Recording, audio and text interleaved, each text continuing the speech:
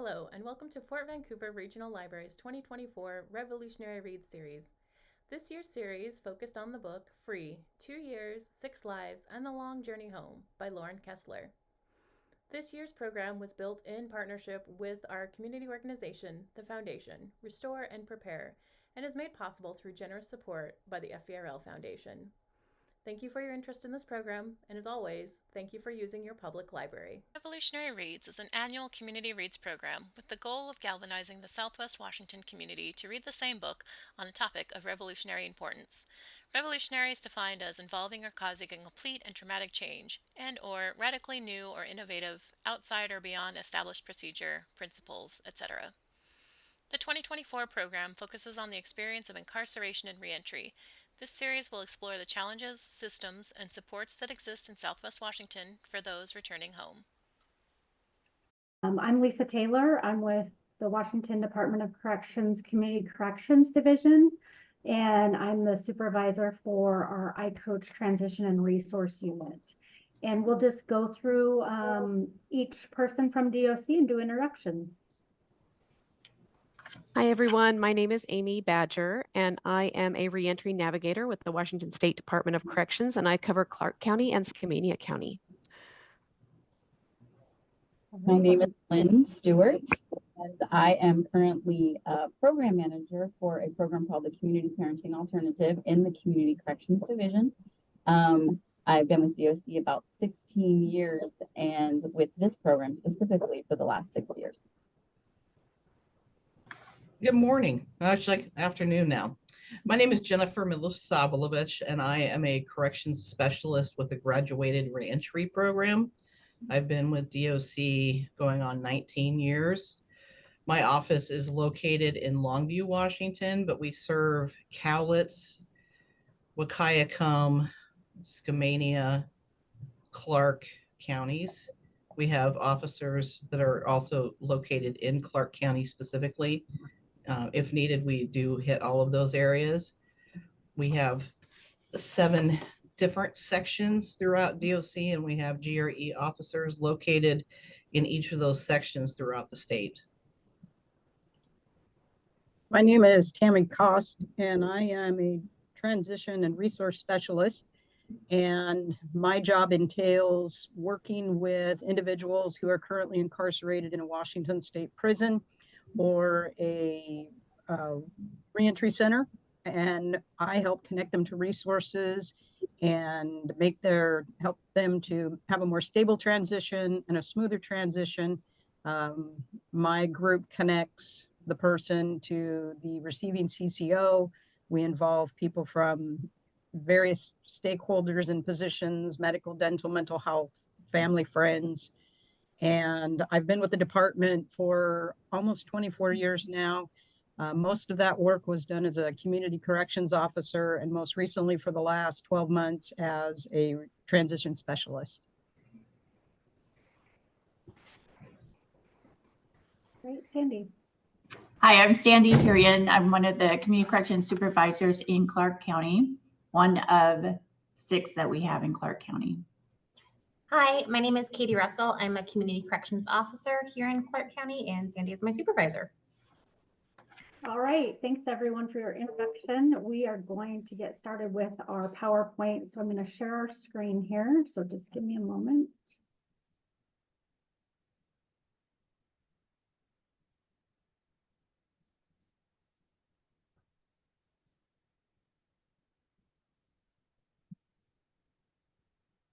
All right, can you see that? And is it just the reentry systems unit? Yeah. Yep. Looks good, Lisa. All right, I'm going to turn it over to Amy. All right. As I stated before, my name is Amy Badger, and I'm a Reentry Navigator, and I am actually stationed here in Vancouver. The Reentry Systems Unit is fairly new to the department. I believe it was established approximately just under 5 years ago. I've been with the unit approximately 3 years, but been with the department for over 26 years. So next slide, please. Reentry starts at reception. So individuals arriving at our reception facilities, which are Washington Corrections Center in Shelton for men and the Washington Corrections Center for women, which is in Purdy, Washington. They receive a reentry portfolio envelope during their orientation. The envelope's a tool for for incarcerated individuals to identify their own needs during a period of incarceration so that they can begin mapping their pathway for a successful reentry. The portfolios provide a checklist of identification documents, educational achievements, certifications, employment, work history, skills and trainings that they received prior to and during incarceration that they can start building while they're in our facilities. And this is in support of Governor Inslee's Result Washington's goal to help reduce recidivism. Next slide. So what is a Reentry Navigator? There's currently 27 of us throughout the state, including 2 cultural specialists who work with individuals who identify as Native American or Alaskan Native, and as well as military veterans, and 2 navigators who work with individuals affected by resentencing.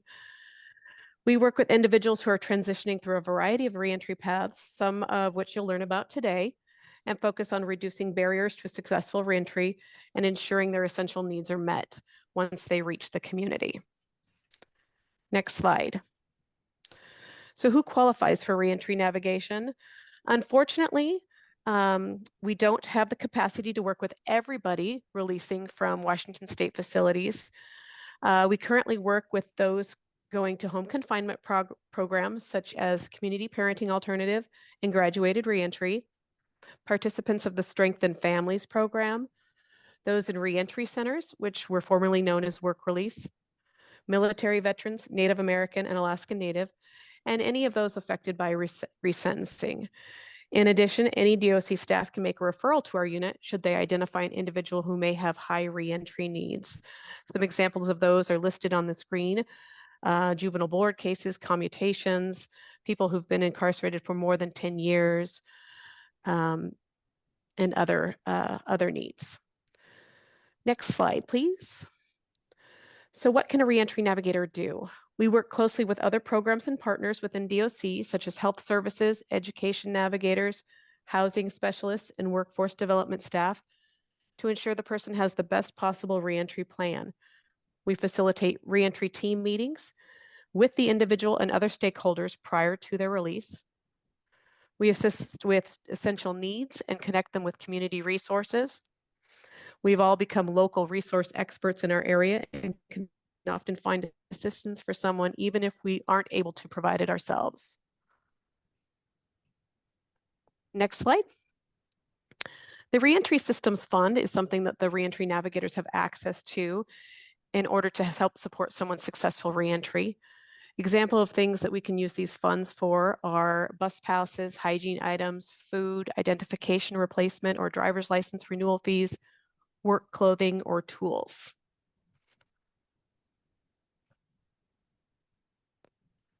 And now I will pass it off to Lynn from the Community Parenting Alternative Program.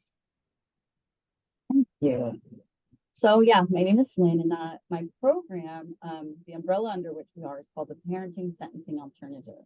And how that came about is in around 2009, 2010, our state was going through a pretty dramatic, number one, increase in the prison population, while at the same time going through a pretty economic decline.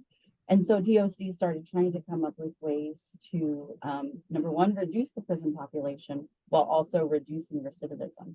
So as their brains started moving, Miss Susie Lavelle, our administrator, started thinking about a way to help parents with minor age, or incarcerated parents with minor age children, to be able to reconnect with their kids, learn to be active and present while also returning to the community on electronic home monitoring up to 12 months to the end of their sentence.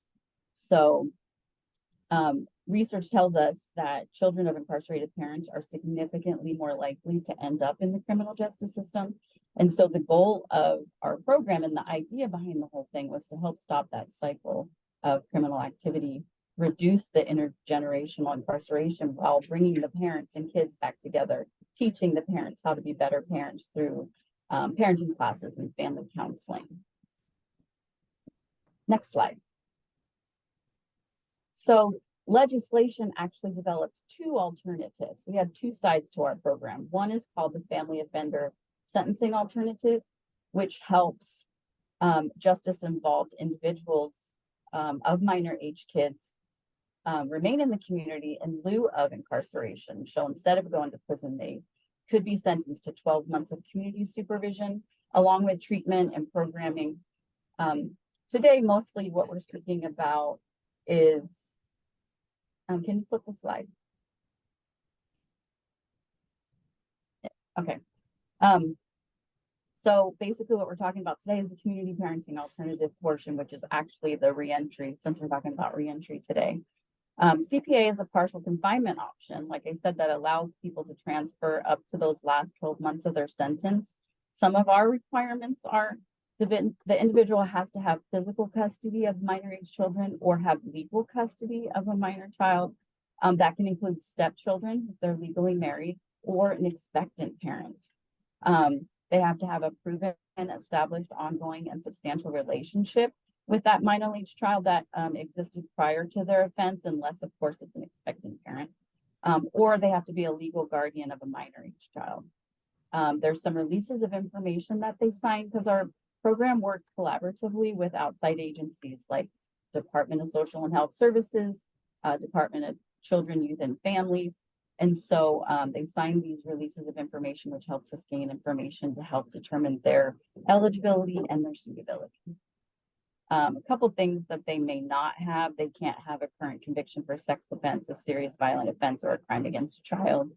And if they do have a violent offense, not a serious violent, but a violent offense, then they have to be assessed as a lower mod. Some of the other eligibility things are, at this point, we can't take felony DUIs until like the last 6 months of their sentence, or doses.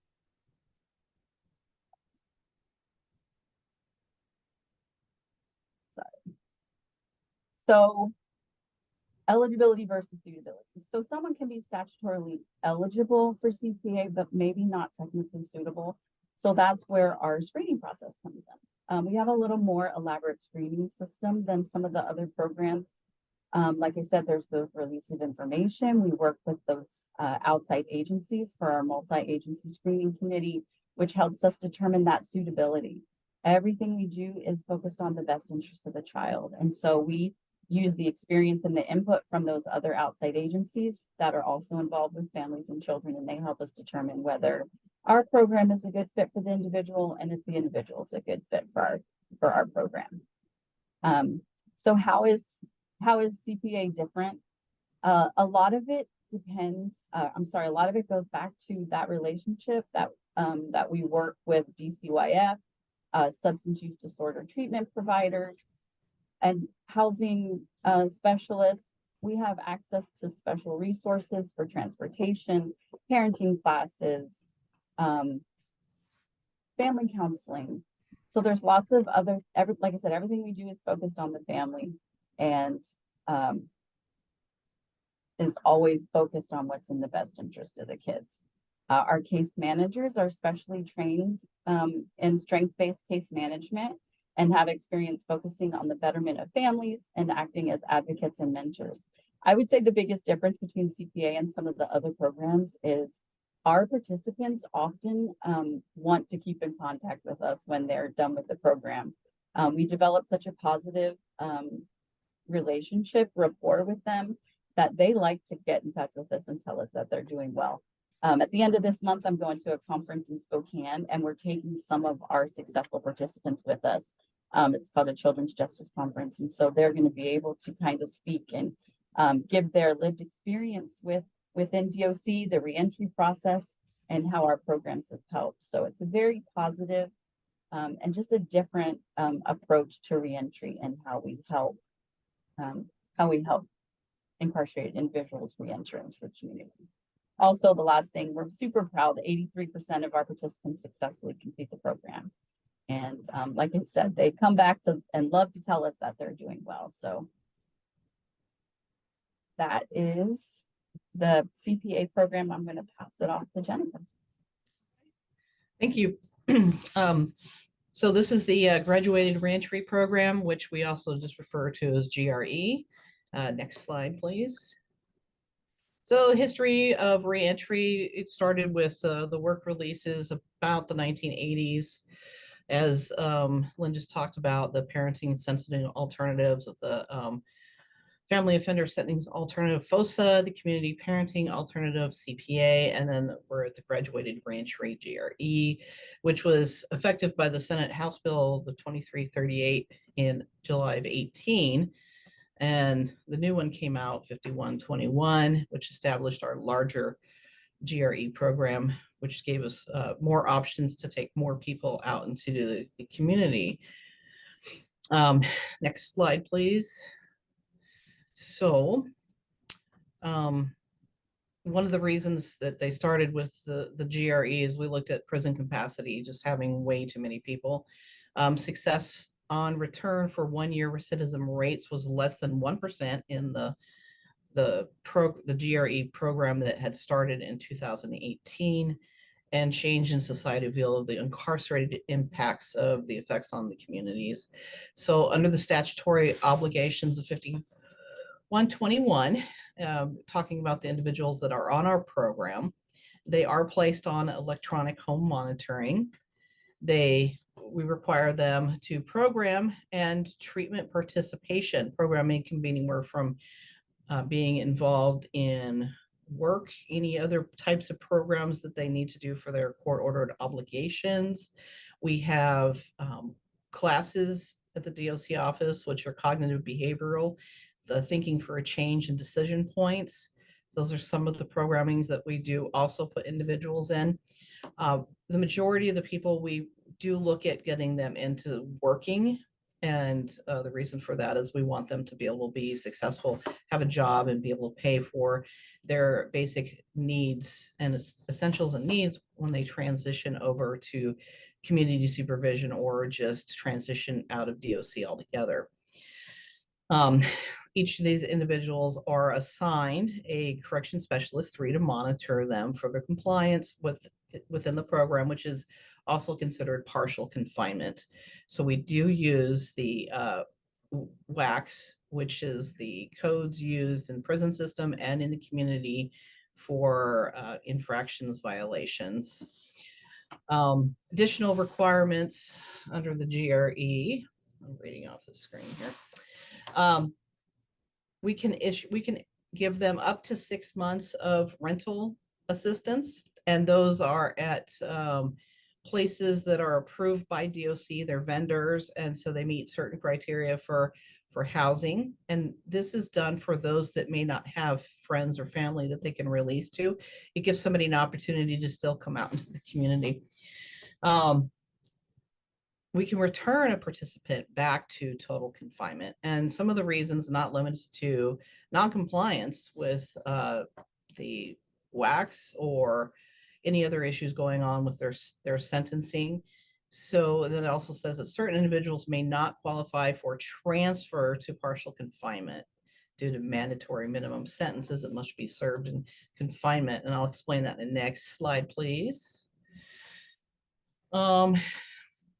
So some people that are not eligible would be an ISRB case, no maximum close custody. That's if they're currently in the prison.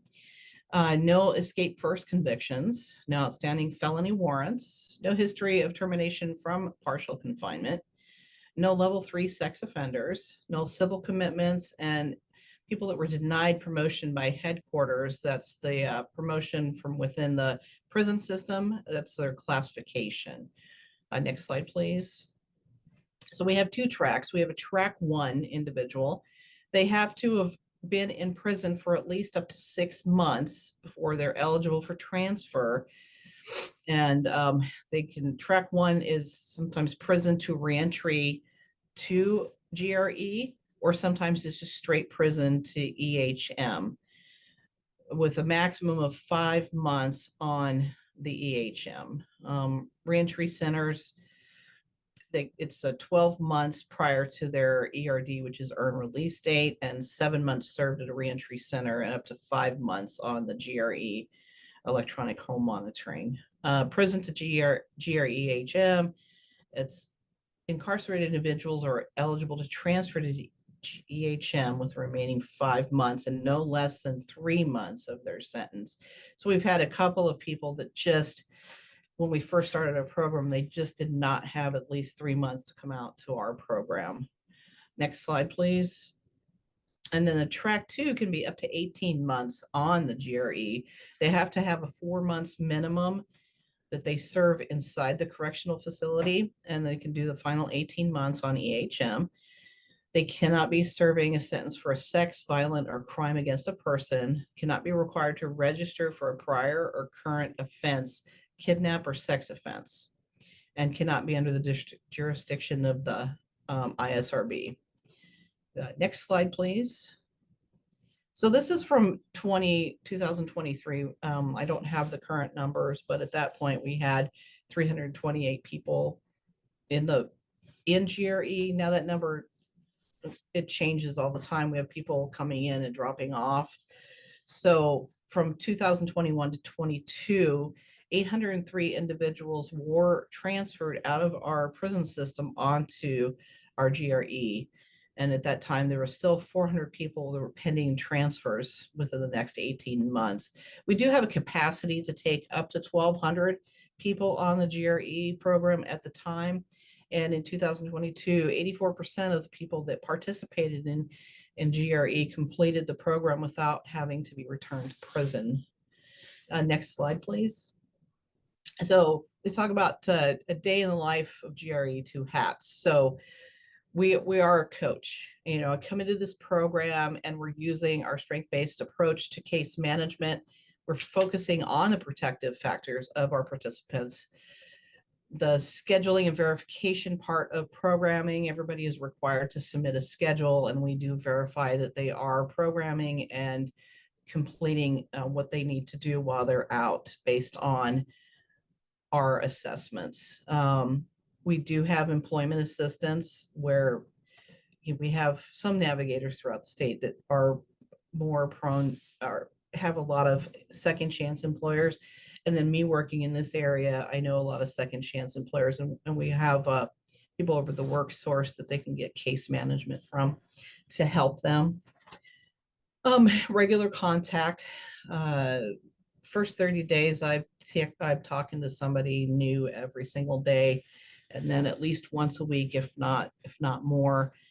So there's a lot of questions and things. So I'm constantly on the phone or back and forth with text messages sometimes if people are at work and it's a quick, I need an answer to something.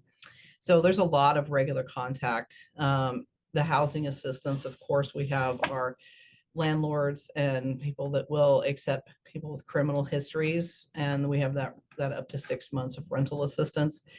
Treatment referrals, placements, there's all kinds of things that we do, and that our program works strictly with our navigators. We have a team approach to what does this person need, what can we get done to help them be successful. Next slide, please. There's also the enforcer, they say enforcer part here. So I am seeing the people in the field quite a bit, especially the first 30 days. It's weekly, if not more. Again, on the phone, weekly drug testing. All of their travel has to be approved. They are on the electronic home monitoring, so I get schedules every week and I input them in there and to make sure that they're going to appropriate places, or call up and what did you mean by this, or where are you going to be at, you know, how does this work and how does this work within your programming. There is a discipline process, which I talked about the WACs, which is our infraction system. So if anybody violates any of the WACs, we do have to have a hearing. Largely, most of those hearings are conducted in the community unless it's pretty serious. If it's really serious, we might have to go arrest somebody and incarcerate them in a local facility or a jail to have a hearing to see if that person is still eligible to stay within the community. There are administrative returns and terminations. An example of an administrative return might be somebody that was living in an Oxford house, which is mandatory clean and sober. They used drugs and they were no longer eligible to live in the Oxford house. Everybody has to have housing. We cannot have somebody homeless. So if they lose their housing, we have no other alternative. That's an administrative return back, is that the person no longer had a place to live. So we would have to submit them. A termination would be somebody that did violate the WACs and it was significant enough and we weren't able to work with that person any longer and we'd have to return them to total confinement. Next slide, please.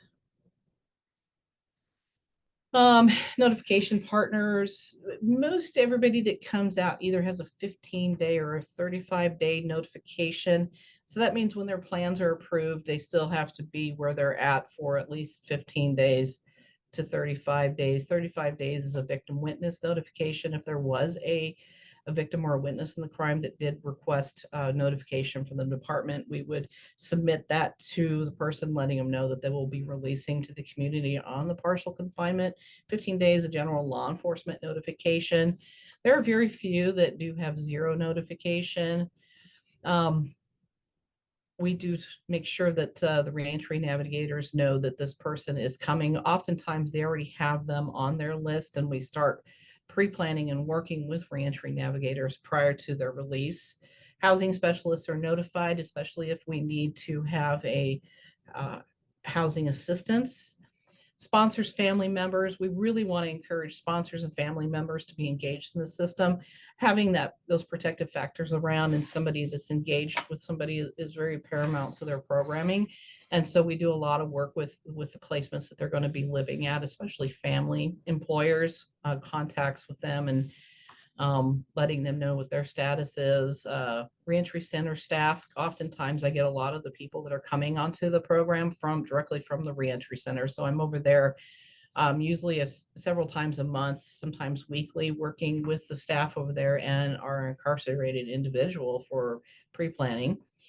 Prison staff, those that are still incarcerated into prison, we work with counselors for programming and pre-planning.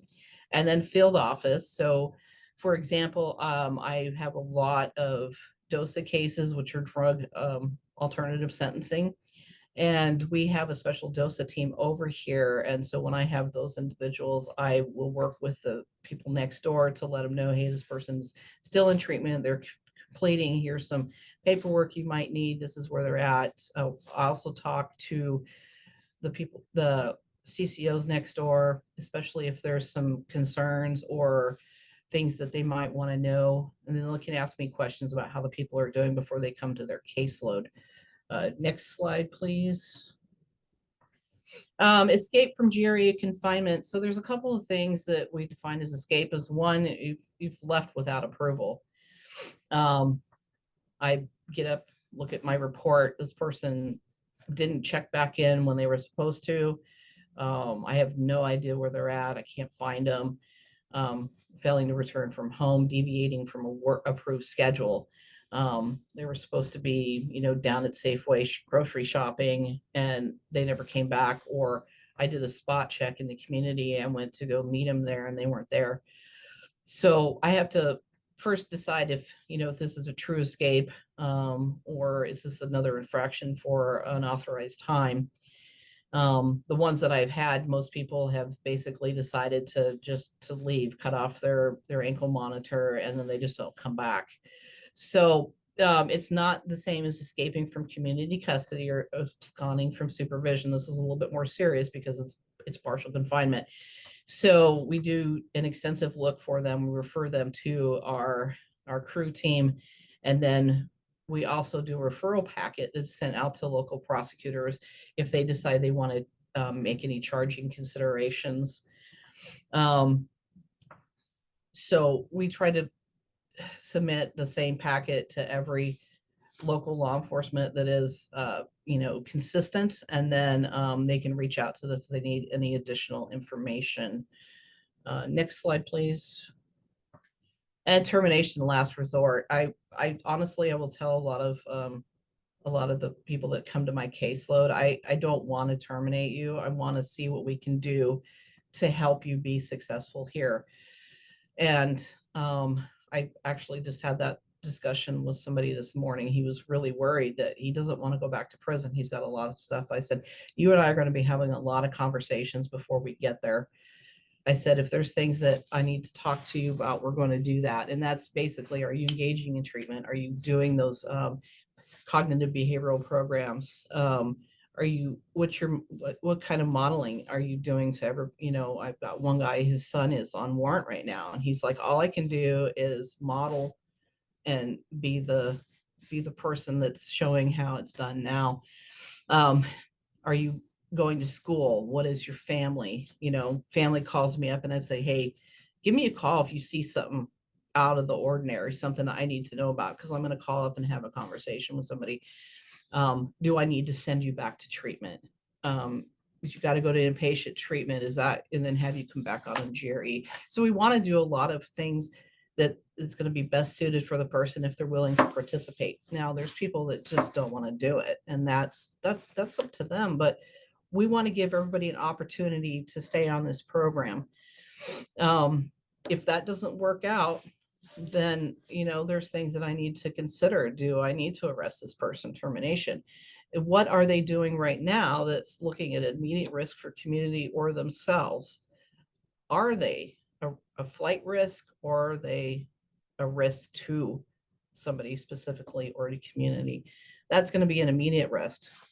More of another arrest is, we continue to do the same thing over and over and over again. And I've already gone through my processes over and over again. And now we're at a juncture where we're going to incarcerate you, and we're going to have a hearing, and we're going to see what we're going to do at this point. So, that's termination versus the return. Everybody that comes to the program does have the option to return to prison if they'd like. It is voluntary. So, but again, I feel like I've failed in some ways. If somebody is terminated from the program, what could I have, done a little bit differently? I'm looking for success here. So how do we get there? Next slide, please. So we do a lot of collaborating, sharing information, with employment, treatment providers, making sure stable housing, education. It's kind of a big wraparound. What does this person need? What do they need to be out here and be successful? I know one of the supervisors next door asked me, he goes, what is this program that came out? I said, look, we're getting all the services. Hopefully, we have somebody coming to you that has stable housing, has employment, can meet their needs. All of the factors that are difficult. If one of those factors is missing, it makes it difficult for people to maintain that stability. And when they have stability, they typically do a lot better. So in this program, we want to help them with that stability and send them out to the community so that they're ready to make that change that they've always wanted to do and not go back to prison. Not everybody goes to supervision off of GRE. Some just go straight back into the community. Let's see, next slide. And we are done. We're headed to the iCoach portion, which is Tammy. Is that you? It is me. All right. Thanks, everybody. I appreciate it. So again, my name is Tammy Cost, and I work in the Transition and Resource Unit for Department of Corrections. And excuse me. iCoach is a relatively new implementation. The concept for it was the result of a recommendation from the Sentencing Guidelines Commission and the Washington State Criminal Sentencing Task Force. In 2021, the state legislature provided funding for the iCoach program. Development teams were formed. We included diverse agency and community stakeholders.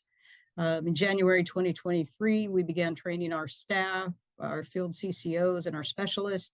And on March 10th of 2023, iCoach officially went live and became active. In essence, iCoach is a formal, motivational, coaching-focused, and trauma-informed supervision model. It also is in pursuit of responsive and individualized case management. So the department is really proud of the work that was done. It was developed by staff here at Washington DOC. We used evidence-based approaches that have been evolving since the late 1970s. And the iCoach model reflects a humane approach to supervision, and it targets our agency's mission, vision, commitment, and values. Next slide, please. Excuse me. During the iCoach full staff training, which is currently occurring in our community corrections officer academies, we share with staff how important it is to equally develop the 4 pillars that are on the screen there. And the pillars uphold the agency mission, vision, values, and commitment. The various pillars are accountability, increasing motivation, reintegration support, and engagement. We're really good at accountability, and it does remain an important part of supervision, but it can't be just the only piece. All 4 pillars need to be equally developed and applied by corrections officers during supervision to really uphold those things in the top. Each pillar is applied in the context or through the lens of each supervised individual's unique risk needs and responsibility factors. We also talk about the importance of having tools to effect arrests and address immediate safety issues, but we're asking staff to also consider the long-term safety achieved by helping supervised individuals develop risk-reducing skills. And those skills are really important, especially once someone's supervision is ended and you don't have a DOC officer there to potentially control a person or to help them in their decision-making. Lastly, if you look underneath the pillars, we have quality assurance, and quality assurance is what upholds the entire model. And for now, because iCoach is so new, quality assurance is still under development. Next slide, please. iCoach essentially is driven by 2 philosophies. The first is the enhanced supervision, which is an overarching approach to supervision for all individuals. And during that time, the CCO uses trained skills to coach, assist, advocate for, and individualize or be responsive to meet a person's needs and reduce risk. In the full iCoach training, we train staff that the first step to getting to enhanced supervision is really engagement. Engagement has to be the base. And we can't coach individuals if they either aren't showing up for supervision activities or if they won't engage with us at all. So then we talk about what is responsivity and how do we identify those factors to increase our coaching effectiveness. We also clarify that it's not realistic to expect that we're going to meet every need of every person that's on supervision. But as we become aware of certain things, we can address those, then we have an obligation to do it. Some examples of that might be lack of resources, loss of housing, maybe transportation is an issue.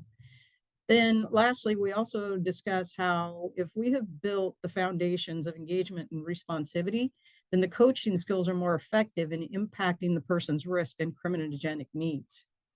We can go to the next slide, please. The second philosophy with iCoach is reintegration support.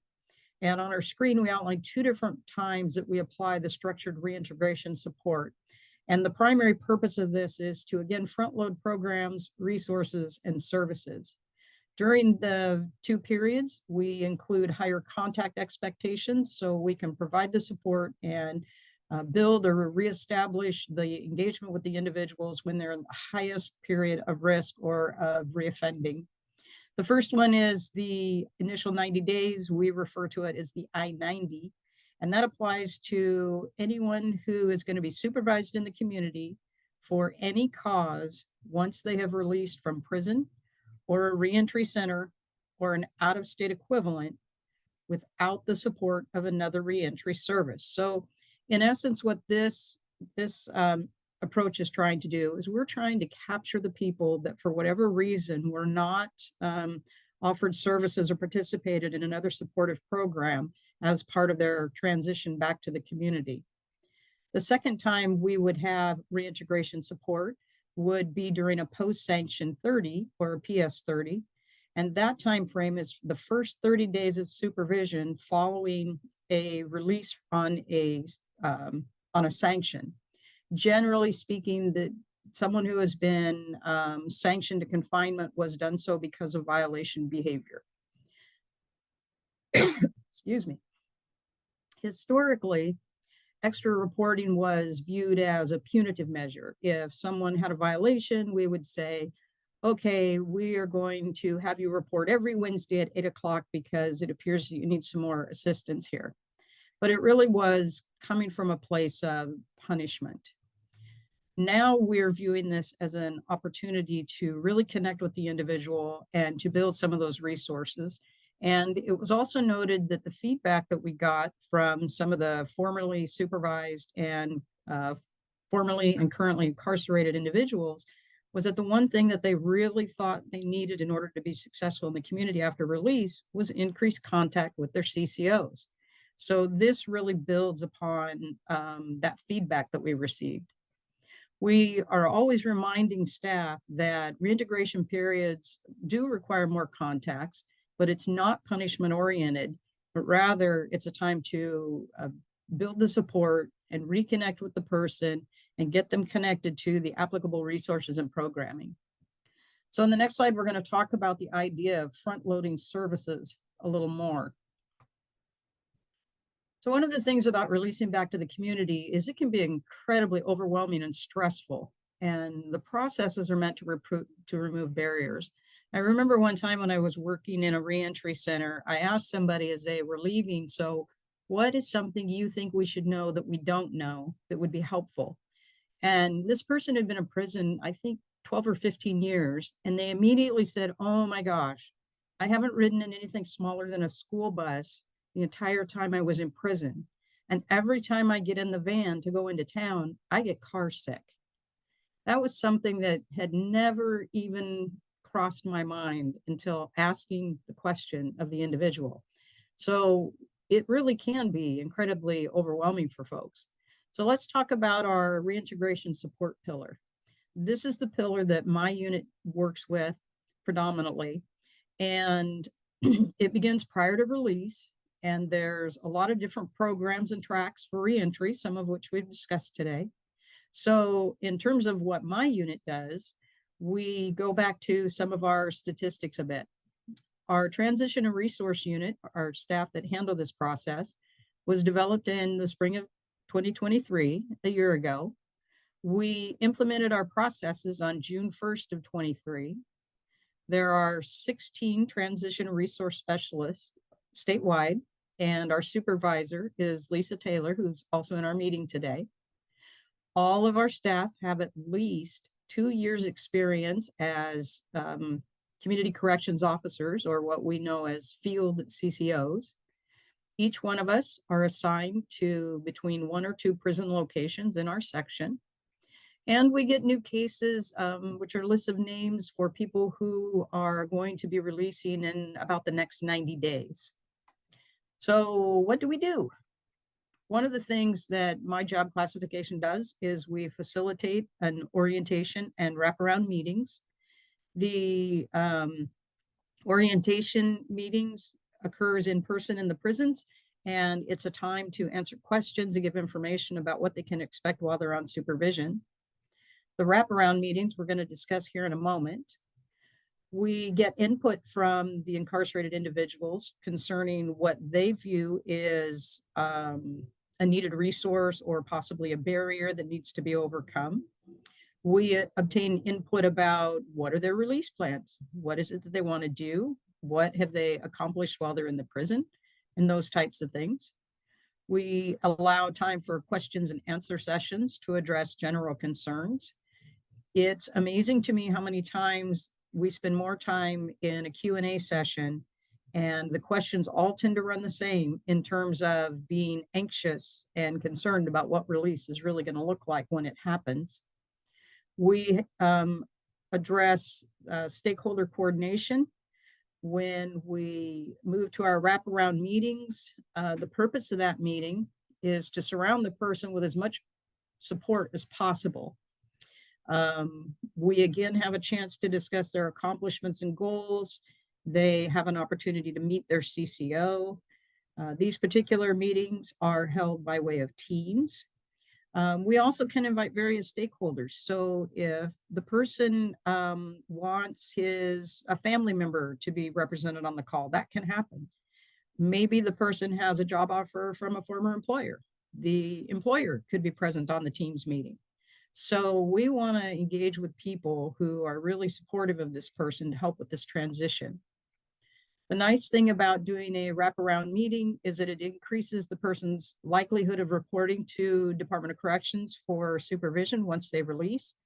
What that means for them is that they then avoid a major violation right out of prison and a return to jail very quickly. Other individuals that we've sometimes invited to the team's meetings include veterans representatives, AANA sponsors, classification counselors. If someone is engaged in chemical dependency or mental health or has significant medical concerns, those staff members within DOC oftentimes will also participate. And then during the actual meeting, excuse me, during the actual meetings, we talk about the very nuts and bolts about release. For example, when someone is discussing transportation, we will ask, so who is picking you up? Do you need clothing? Do you need a bus pass? Where are you going to stay the first night? Who is providing your basic necessities that you're going to need? And we want to have all of those questions answered and a plan in place. The incarcerated person also receives a resource packet of information that is specifically geared to them and for what they have identified or collaboratively the team has identified presents as a barrier or potential stumbling block. And then once the wraparound meeting has completed, my unit hands the case off to essentially the field CCO. And what I tend to do is I will tend to reach out to that CCO and let them know that if something happens, if there's a change in the address, if there's a family illness that is going to preclude a change or something along those lines, I'm sort of in the wings waiting to be of help to them should something unusual arise. So I'm going to pass it off now to the Community Corrections Division. Hi, I'm Sandy Hurian, Community Corrections Supervisor, and I'm going to start with the strategic anchors. So in the Community Corrections Division, the mission statement is improving public safety for positively changing lives. And our commitment is to operate a safe and humane correction system and partner with others to transform lives for a better Washington. The vision statement is working together for safer communities. Next slide, please. Hi, my name is Katie Russell, and I'm a Community Corrections Officer in the Vancouver, Washington area. Community Corrections Officers wear many hats on a day-to-day basis. We act as coaches. We encourage, support, and provide stability to supervised individuals. We're officers. We hold supervised individuals accountable to their conditions by addressing violations to ensure community safety and reduce recidivism. And we're also partners. We coordinate efforts for and with supervised individuals releasing from prisons, jails, hospitals, and out-of-state agencies. Next slide, please. The courts give Department of Corrections the ability to supervise individuals through their judgment and sentence. This is different for every supervised individual. The courts impose a term of community custody, typically 12, 18, or 36 months. This slide gives an example of what the court order conditions could look like.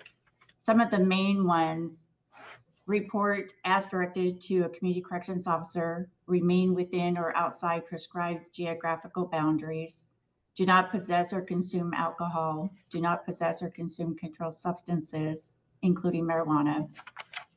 So those are examples of some of the main ones. The courts give the Department of Corrections the ability under community custody to impose additional conditions. for the purpose of risk reduction and to monitor compliance with supervision requirements. Next slide, please.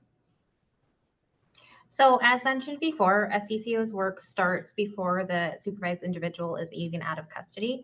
Once an established release address is submitted to a community corrections officer, depending on the need of the supervised individual, a wraparound meeting with multiple stakeholders, including but not limited to the supervised individual, community corrections officer, the sponsor, so whoever they're releasing to, medical corrections officers, and corrections counselors will occur to determine what resources the supervised individual needs, what apprehensions do they have while on supervision and prior to release from custody. It is also a chance for the supervised individual to meet their community corrections officer to increase buy-in and engagement when they release to the community. And then what will happen is we'll get what's called an offender release plan will be submitted, and the CCO looks up the supervised individual, contacts the sponsor on the ORP, sets up a time to meet with the sponsor, meets with the sponsor at the address and tours the house. This is to make sure that the address is a supportive and pro-social environment for the supervised individual to release to. So no weapons, no drugs, or anything that could place the supervised individual at risk of violation. The CCO will also talk to the sponsor about the supervised individual's history and how they will be supported in the community. A ORP investigation is not just for the supervised individual releasing into the community, it is also to make sure that the sponsor and the community are protected. If there is anything like a no contact order, we will also reach out to our victim liaisons to address any community concerns. Next slide, please. All right. So after a supervised individual are released from custody, they meet with their community corrections officer and go over rules and regulations of supervision, conditions to supervision, treatment requirements, and the violation response. During this meeting, CCOs and supervised individuals will work together to come up with collaborative goals that supervised individuals can work towards during their time on supervision. We also have, if at some point they violate their conditions, there are multiple different ways that we can address violations. And one of those is by a stipulated agreement, where the CCO and the supervised individuals will agree to non-jail time sanctions that are focused on recovery and or community support. And we can also take people into custody for a range of 1 to 15 days per standard violation. So an example of kind of like the department's violation process is a supervised individual reports to the office and provides a positive UA. They are not participating in chemical dependency. They have not participated in a chemical dependency evaluation and states that they are having a hard time staying sober. The supervised individual is in violation for using controlled substances. And after staffing it with a supervisor, it was agreed that the supervised individual needs more support in the community. So the supervised individual was sanctioned to 1, set up a chemical dependency evaluation, and 2, to call their community corrections officer every Tuesday before 11 to increase contact to work through any barriers the supervised individual is having to complete the evaluation. And this can last for up to 15 days. We want to work together to make the violation process a learning experience, and so we can better the outcome of their supervision. The supervised individual agrees to the violation and the sanction. As community corrections officers, we also work with a whole bunch of different agencies and partners. We work with law enforcement. We also provide treatment referrals for domestic violence, mental health, chemical dependencies, and SOTP, which is sex offender treatment. And CCOs also provide resources such as housing, job resources, and other local supports to the supervised individual when they request and when they need it. Next slide.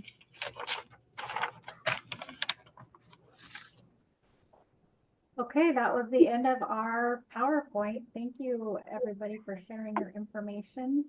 I know we just have a couple minutes. Were there any questions, Leanna?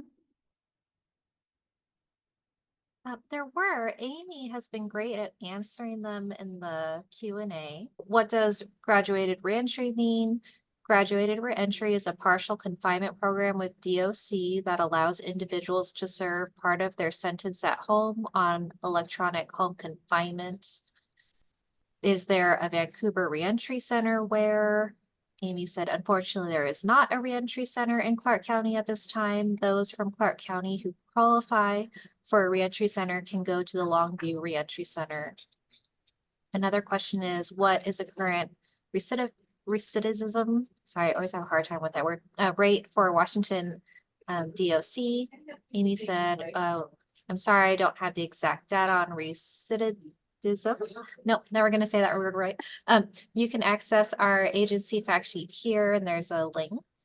I was wondering if there's a place that office type workflows can be donated for your quote unquote clients. Amy said, great question. We don't have the capacity to maintain a clothes closet ourselves, so we work with local agencies frequently. In Vancouver, I often refer individuals to the Giving Closet for clothing. You can find their information at givingcloset.org. And there's one more question. Are there any delays to getting drug treatment that are causing folks to go back to prison? Amy said, and if anyone has any other input on this, I am not aware of any delays in individuals getting into treatment programming. Those under DOC jurisdiction are also eligible to get into inpatient treatment through DOC contracted agencies.